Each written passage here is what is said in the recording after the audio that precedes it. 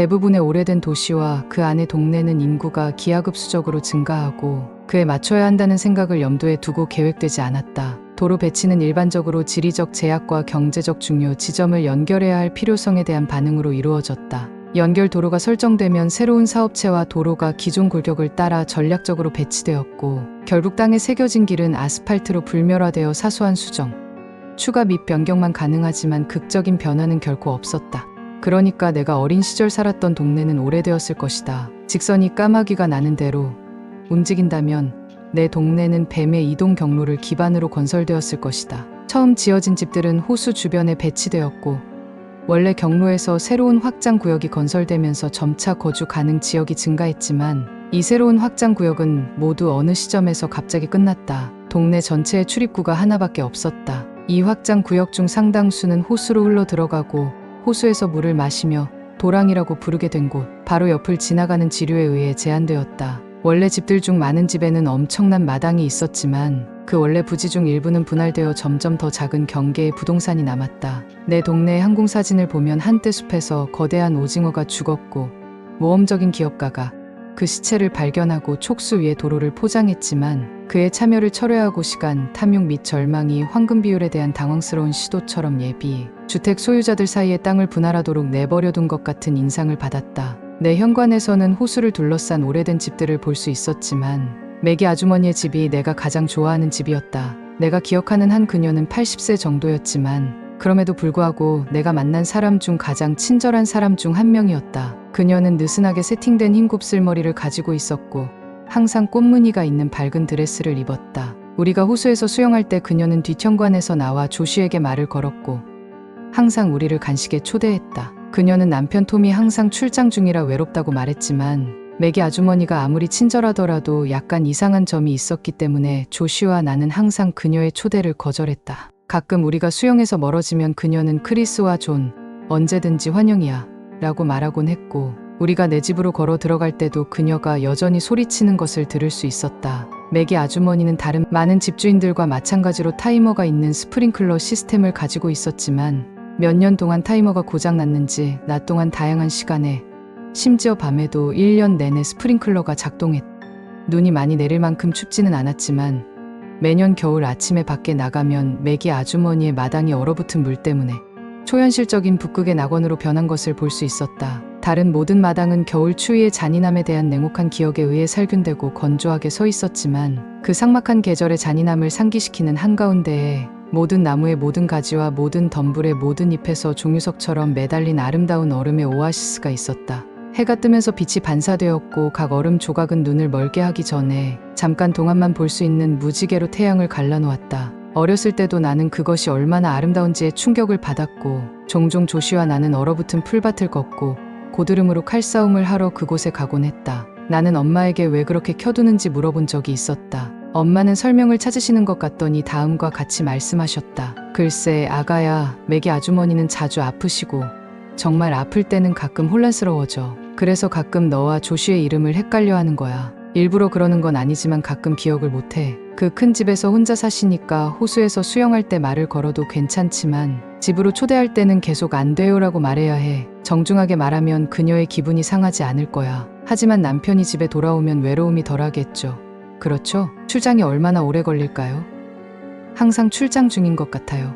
엄마는 힘들어 하시는 것 같았고 매우 속상해 하시는 것을 볼 수 있었다. 마침내 그녀는 대답했다. 아가야, 아주머니의 남편분은 돌아가셨단다. 그런데 아주머니는 아직 그 사실을 받아들일 준비가 되지 않으신 것 같아. 내가 그 말을 들었을 때는 56살 정도였을 것이고 완전히 이해하지는 못했지만 매기 아주머니가 너무나 슬펐다. 이제 나는 매기 아주머니가 알츠하이머병에 걸렸다는 것을 안다. 그녀와 남편 톰에게는 크리스와 존이라는 두 아들이 있었다. 두 아들은 공과금 회사와 지불 계획을 세우고 매기 아주머니의 수도세와 전기세를 지불했지만 그녀를 방문하지는 않았다. 그들 사이에 무슨 일이 있었는지, 아니면 병 때문인지, 아니면 너무 멀리 살았는지 모르겠지만 그들은 결코 찾아오지 않았다. 그들이 어떻게 생겼는지 전혀 모르겠지만 매기 아주머니는 조슈와 내가 어렸을 때 그들처럼 보인다고 생각했을 것이다. 아니면 그녀는 마음의 일부가 절실히 보고 싶어하는 것을 보았을지도 모른다. 그녀가 얼마나 외로웠을지 이제야 깨닫는다.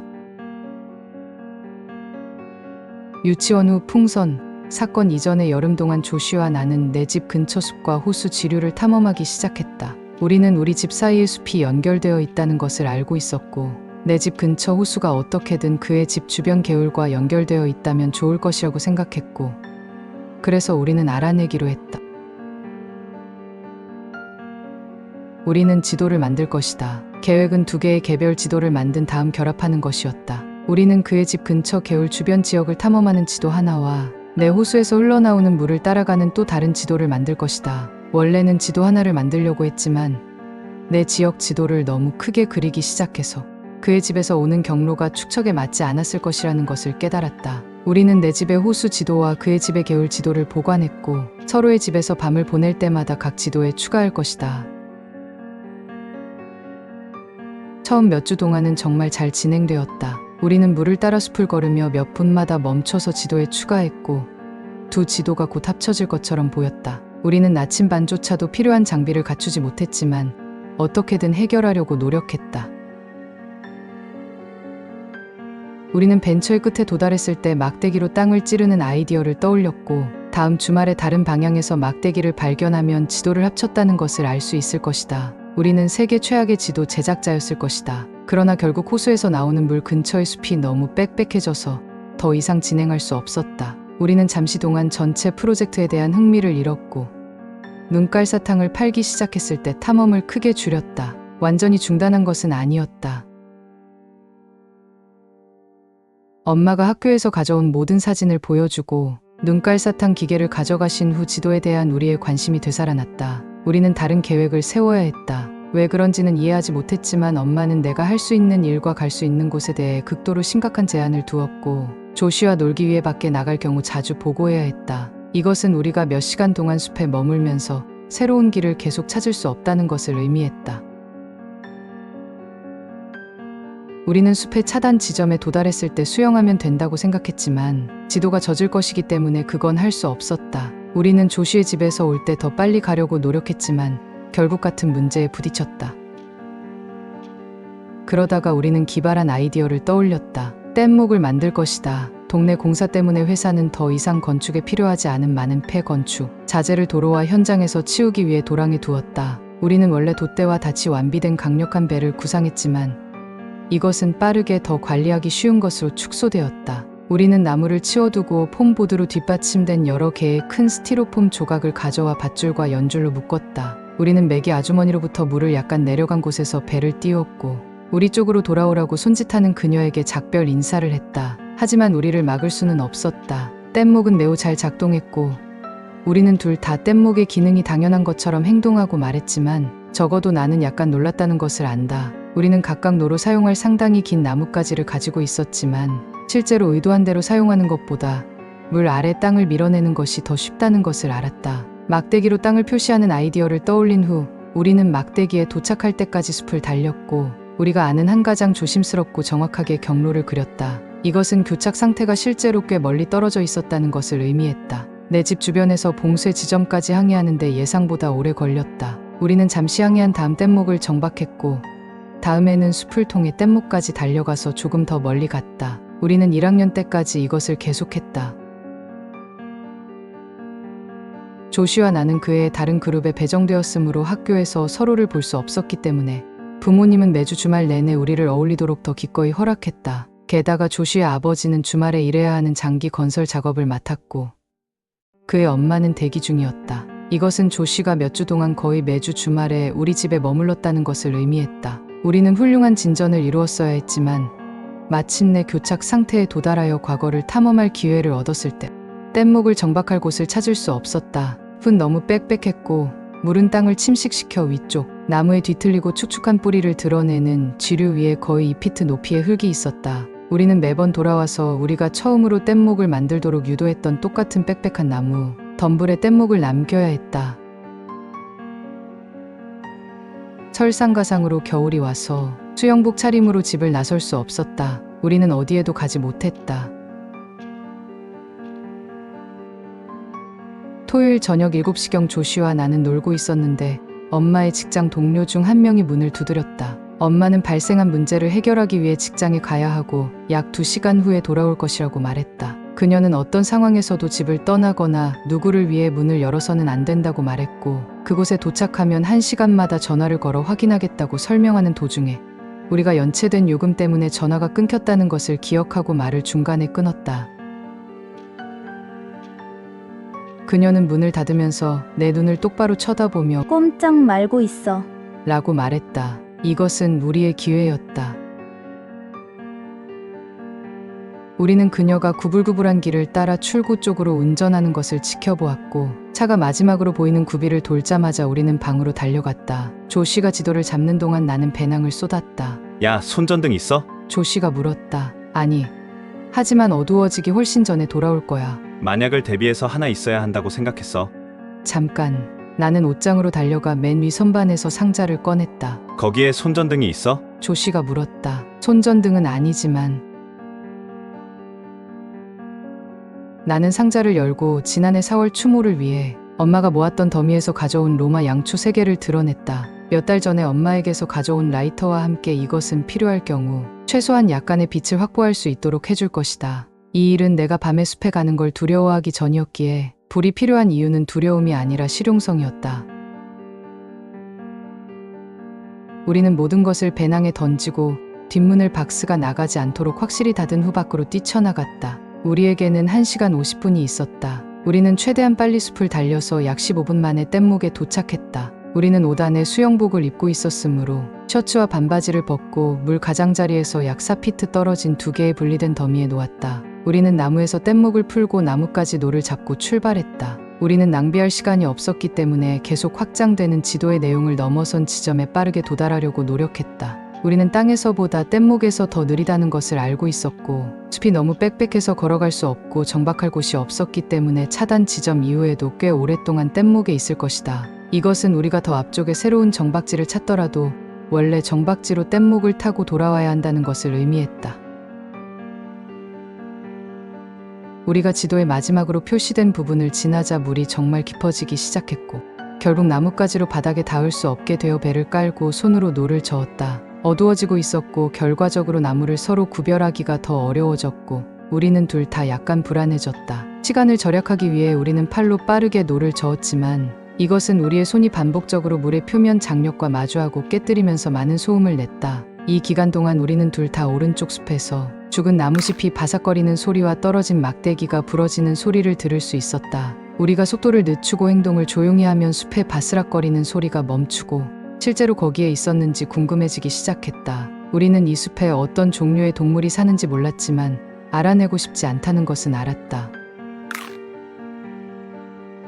조씨가 라이터로 비추는 지도를 수정하는 동안 우리는 갑자기 소리가 상상이 아니라는 사실에 직면했다. 빠르고 규칙적으로 우리는 들었다.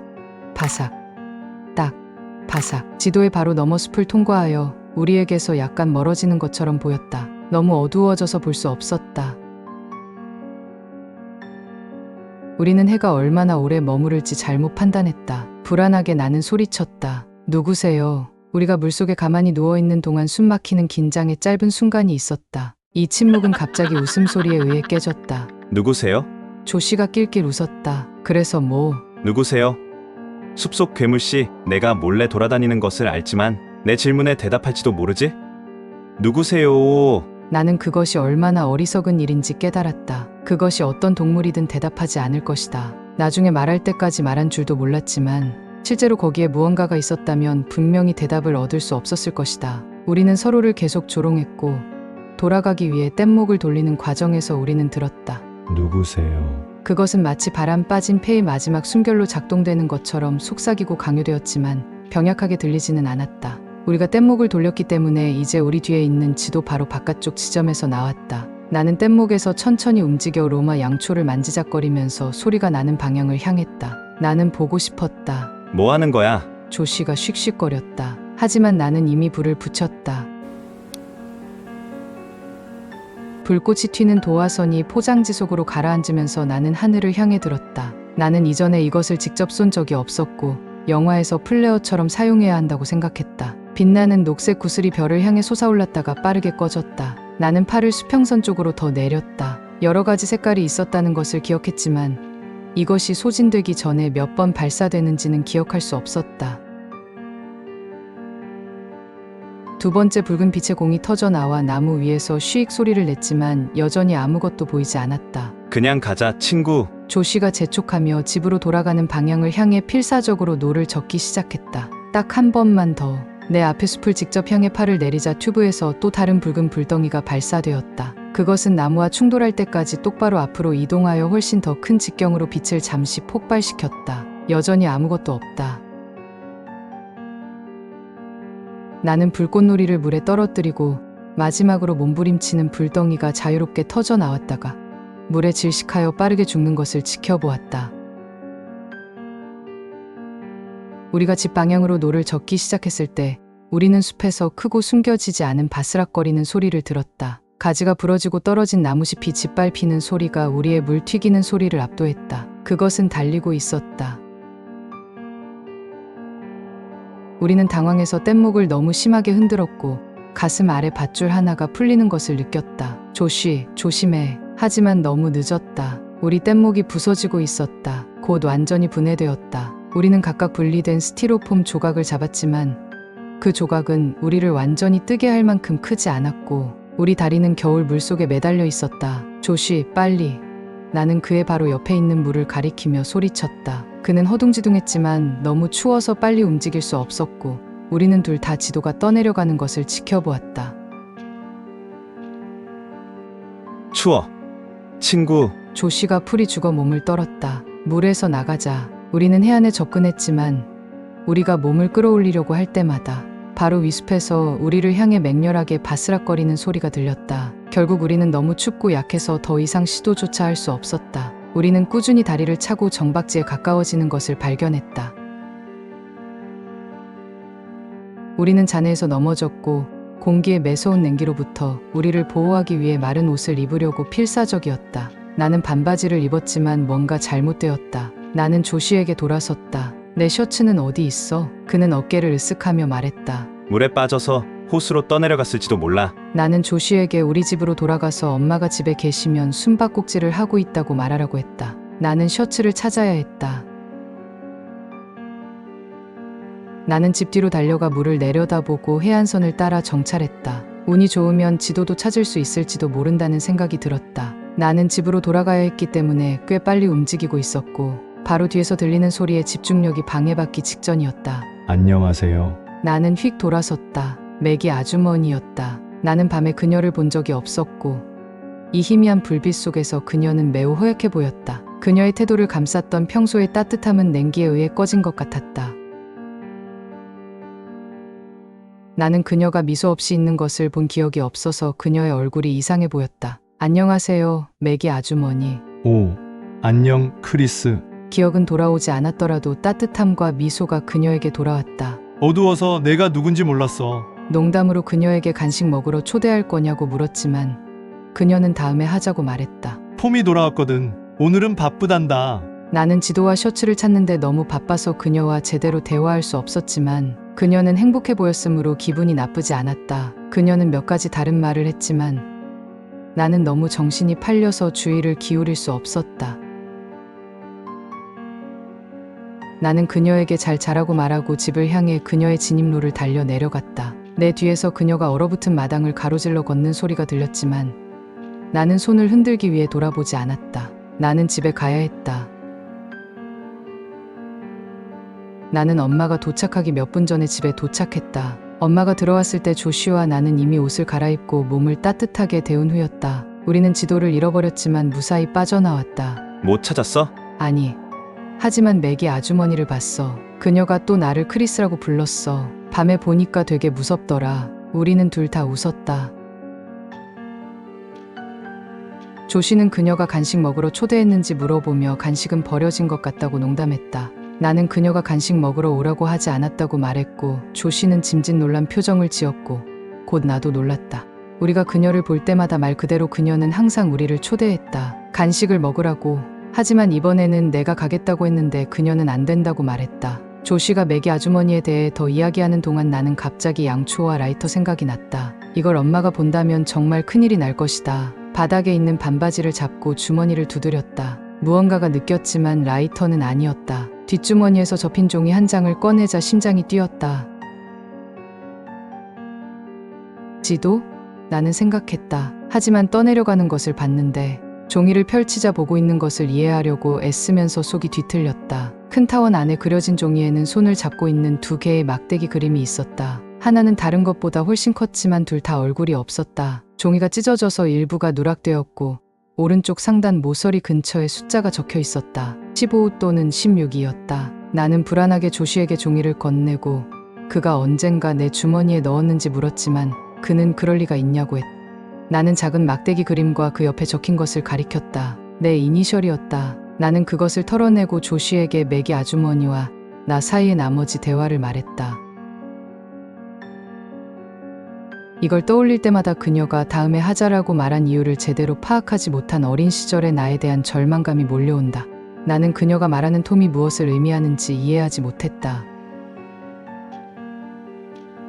이상한 주황색 생물학적 위험 방지 복장을 입은 사람들과 경찰들이 쓰레기로 가득 찬 검은색 가방을 그녀의 집에서 꺼내는 것을 보았다. 그리고 생전 처음 맡아보는 이상한 냄새가 꽤 오랫동안 동네에서 풍겼다. 우리가 이사하기 직전까지도 매기 아주머니의 집은 판자와 노란색 테이프로 막혀 있었지만 나는 그게 뭔지 몰랐다. 하지만 이제는 이해한다. 그녀의 마지막 말이 중요했다는 것을.